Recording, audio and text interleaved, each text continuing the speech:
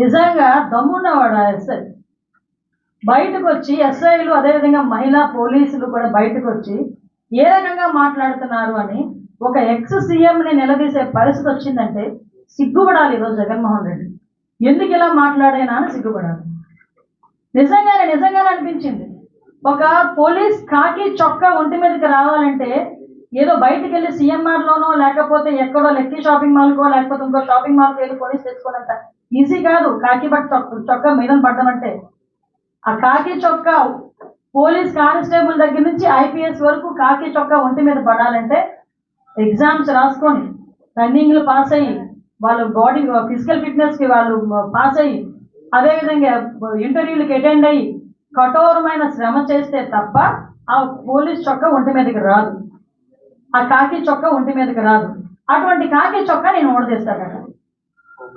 అది కూడా ఒక ఎక్స్ సీఎం మాట్లాడే భాష ఏమిటో నాకు ఒక అర్థం కావట్లే. అందులో ఆడవాళ్ళు ఉన్నారు.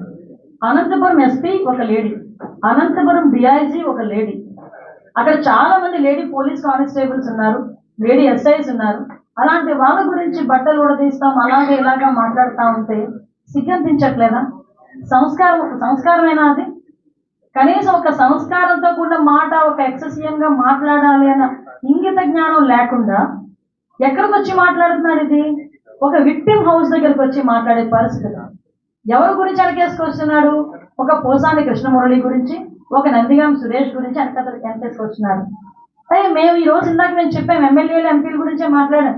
నిజంగా ఈ రోజు చెప్తే కార్యకర్తలు కానీ అదేవిధంగా ఇంచుమించుగా చూస్తే దగ్గర మామూలు సామాన్య ప్రజల మీద కానీ వాళ్ళు పెట్టిన కేసులు ఇవన్నీ కోకొల్లలు ఉన్నాయి. కొన్ని వేల కేసులు ఉన్నాయి, మామూలు కొన్ని వేల కేసులు. జగన్మోహన్ రెడ్డి హయాంలో 5 సంవత్సరాల్లో దగ్గర 2826 హత్యలు జరిగినాయి.